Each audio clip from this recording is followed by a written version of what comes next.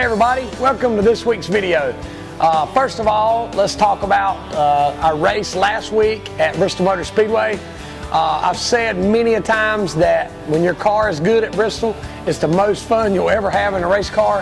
When your car is bad at Bristol, you don't want to be there. So this year when we went, we took a new car, new setup, new motor. Basically we were starting from scratch. So I didn't know exactly what to expect. I put a setup under the car that was something that I'd been wanting to try. It was a little bit out of the ordinary from what most people had, recommended for Bristol Motor Speedway.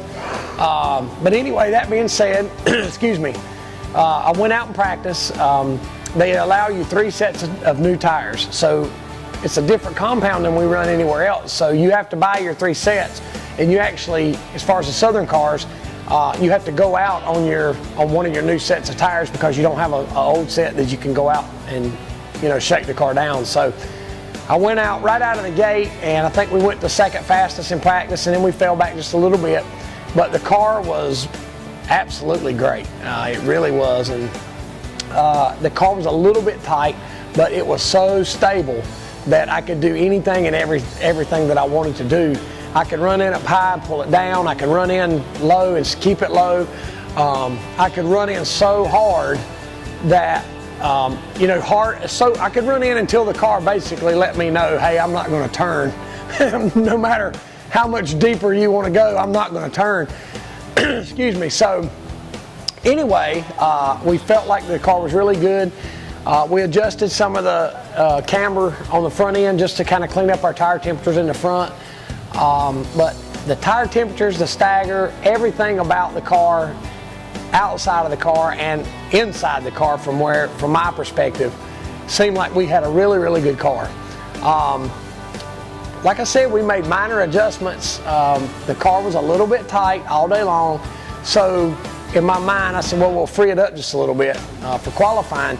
Because Bristol's kind of a different animal than anywhere else. Anywhere else we go in a modified, when you put new tires on, you have to free it up. At Bristol, that's different. At Bristol, we learned that if you do that, you can bust your tail. So whenever qualifying came around, I had them up the stagger in the back just a little bit to free it up, and we were a little bit too free. So we ended up qualifying 9th, which is not a bad starting spot for Bristol. I thought that we had a car that was capable of coming through the field. We had a rain shower right before the race started.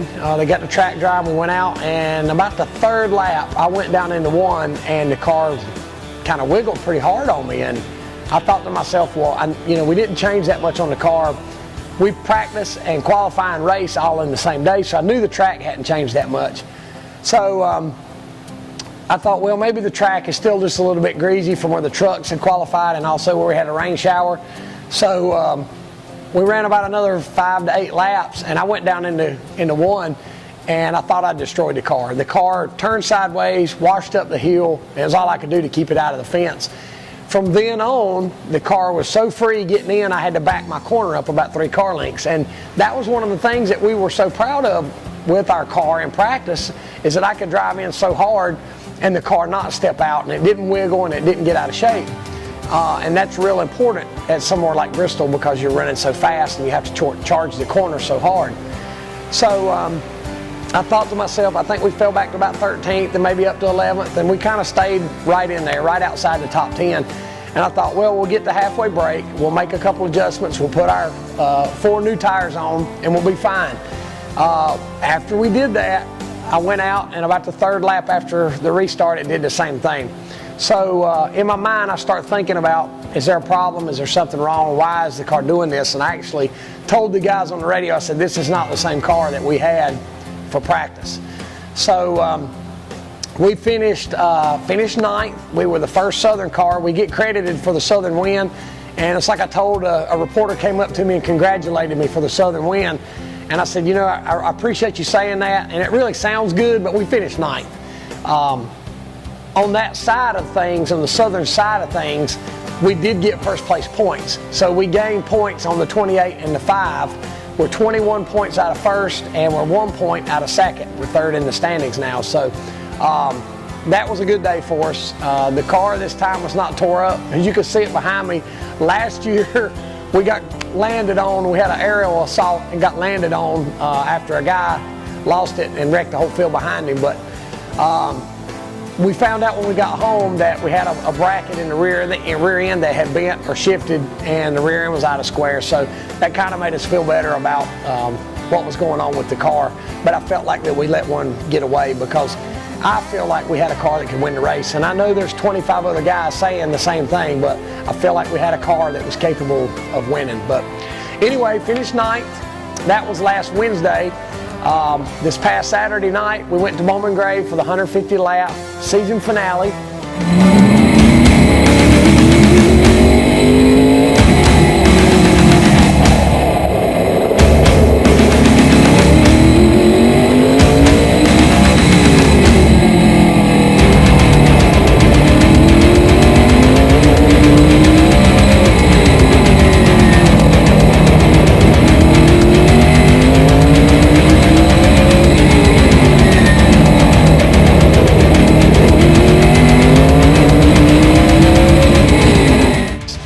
When we qualify, we start straight up, but they do put the cone out.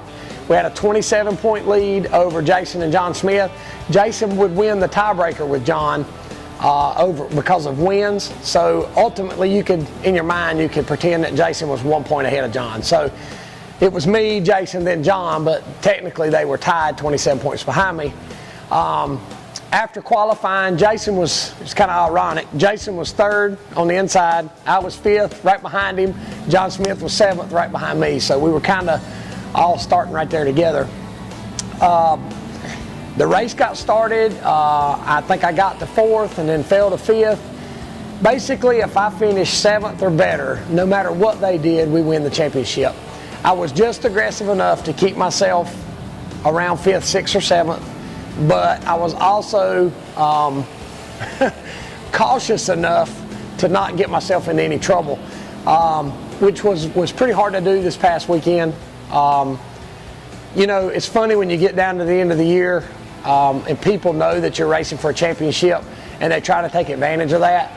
But, you know, one of these days, history proves itself that all flips itself back around, and maybe that other person will be in that other situation next time.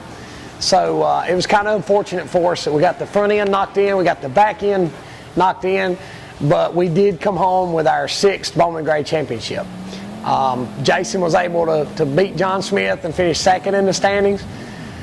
So it's like we were talking about earlier, between me and Jason in this garage at Bowman Gray this year, we led over 500 laps. We had 10 wins, 7 poles, and finished first and second in standings. So, you know, Jason had a spectacular year, and Tim Brown had a great year. They both had lots of poles and lots of wins. We were just able to be fortunate enough to not get caught up in a couple wrecks.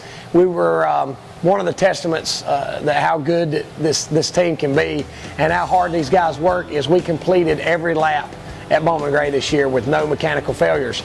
Knock on wood. But you know, for us to be able to accomplish that in this garage, we were talking about it also that, you know, only between me and Jason, only one of us can be champion. Of course, I wanted it to be me. If I couldn't be the champion, I wanted Jason to be champion. But to win the championship and Jason be second, and to have accumulated the wins and all the statistics that we did this year, Jason was the most popular driver. It was a pretty good year for us. You know. It was actually a really good year for us. So Bowman Gray is over for the season. We start back up again on our southern tour with our traveling to different tracks. This weekend we go to Langley Speedway up in it's around Virginia Beach. Last year this was the race that on the eve before we left is when I cut my arm and had to put Corey LaJoy in the car, and he led so many laps. So we've got some good notes. Typically I run good at Langley. Jason won the race at Langley last time. So, you know, I'm looking forward to this weekend. We're taking our new car. Last year we took our stadium car. This year we're taking our new car. We found some things on this car the last couple of races that have really seemed to click and to seem to work. We had a brand new motor that Gable Automotive built us for Bristol.